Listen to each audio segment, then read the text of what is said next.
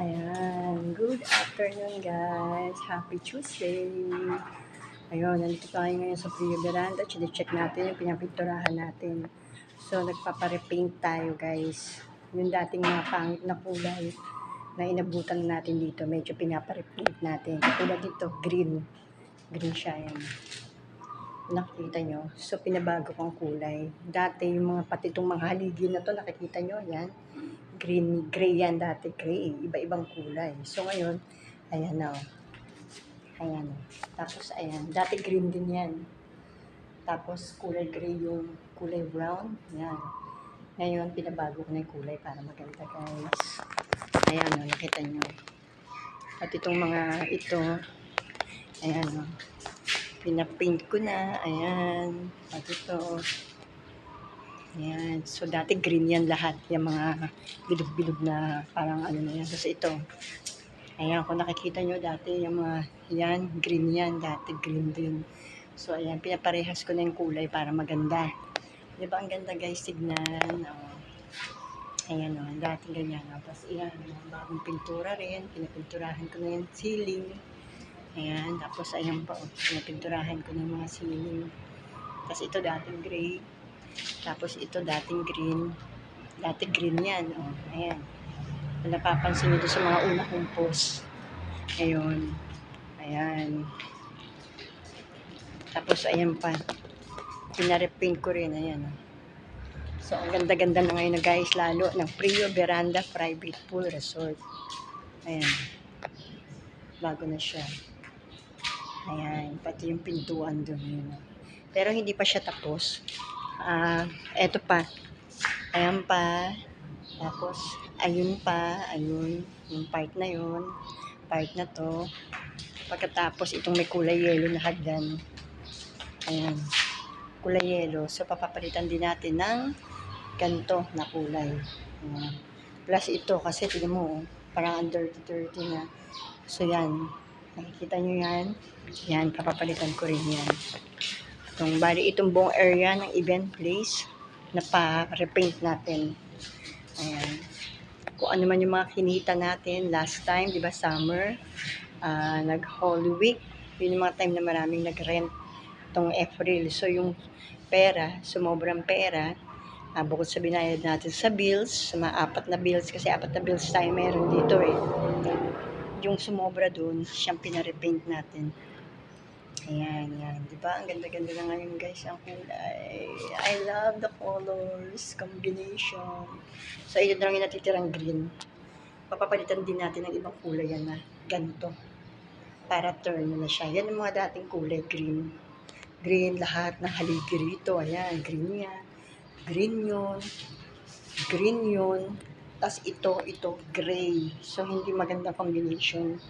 Kaya ngayon, pinapalitan natin para maganda. At mas lalo pang maraming mas makagusto sa Prio Veranda Private Pool Resort. Yan yung update natin guys. Pag totaling tapos na to, papakita ko sa inyo kung ano yung finished product. Kasi meron pang mga i-repaint na iba. Ayan yung mga bagay-bagay. Sobrang excited ako guys kasi may na-achieve tayo, di ba? May mga hindi lang tayo kumita para gastusin sa kung saan. So, kailangan natin pagandahin lalo ang Prio Veranda para mas marami tayong clients or customers na mag-rent. Ayan. Ayan. I love the colors. Ayan. Diba? I love the colors. Combination.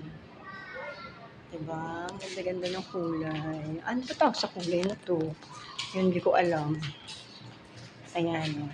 Pinalagyan ko siya ng ano, yung dating kulay gray din na brown. Brown na ngayon. Ayan o, brown na.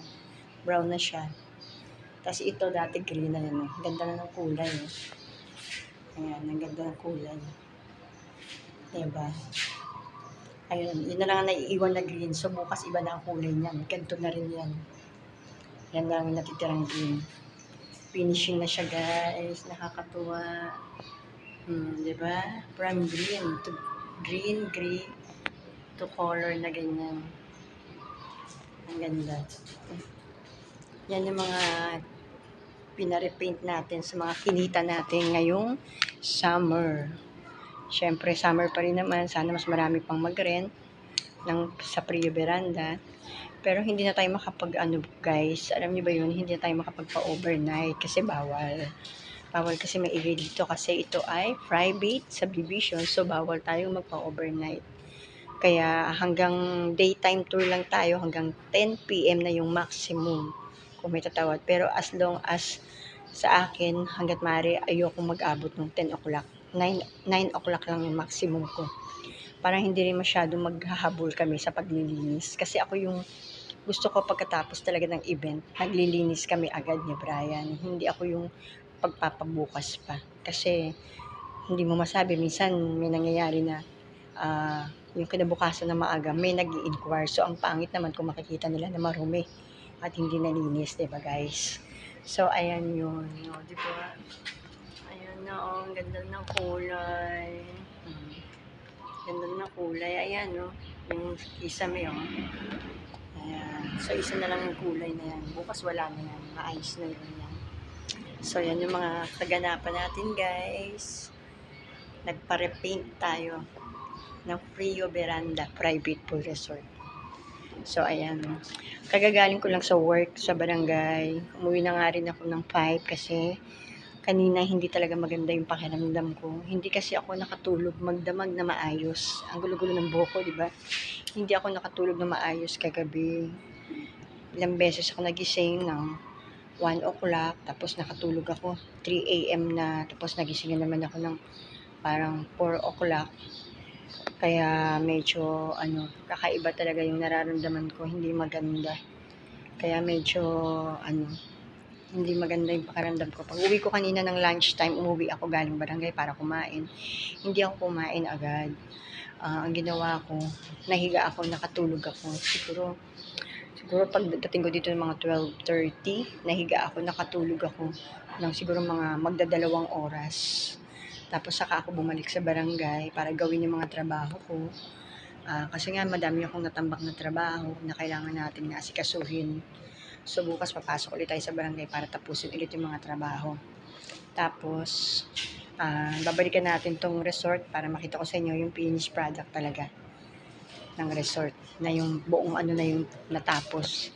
Nakakatuwa guys, diba? Ayan o. Ayan o. Pati ayan o. Dati green din yan. Yung yung lining lang na puti. Ayan o. Puti. Dati green din yan. Diba? Tapos ayan o. Ang ganda na ng kulay.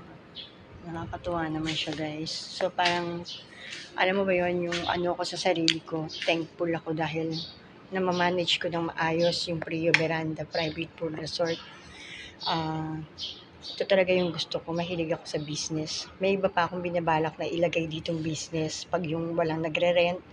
Gusto ko talaga magkaroon ako ng isang parang coffee shop. Alam niyo yun? Parang gusto ko yun, yung may coffee shop na iintindihin. Kaya lang, hindi pa ngayon kasi everyday pa ako nasa barangay. So, may mga iniisip ako kung ano yung dapat kung magkakaroon ng pagbabago sa barangay. Siguro mas iisipin ko na lang yung at least once a day ako sa barangay kung sakali para itutok ko yung sarili ko sa negosyo. Gusto ko talaga magnegosyo guys. Gusto ko yung parang coffee shop. Tapos may mga burger, may mga silog, alam mo yun, kasi mahilig din ako dun. Sakto naman yun sa natapos kong course, natapos ako sa HRM. So, medyo alam ko yung paano yung pagmamanage ng konti at pagpapaganda. Kaya ayun guys, yan yung mga update ko sa inyo. Antabayanan natin yung mga next na gagawin pa ha. So ngayon, yan lang muna guys, ang maibibigay ko sa inyo na update. Diba, nakakatuwa. Kulay na iba na lahat. Diba? Ganda ng ganda siya talaga. Ganda ng kulay. Ganda ng kulay. Ayan. Yung hagdan, papalitan din natin ng kulay yun. So, bukas tutuloy yun.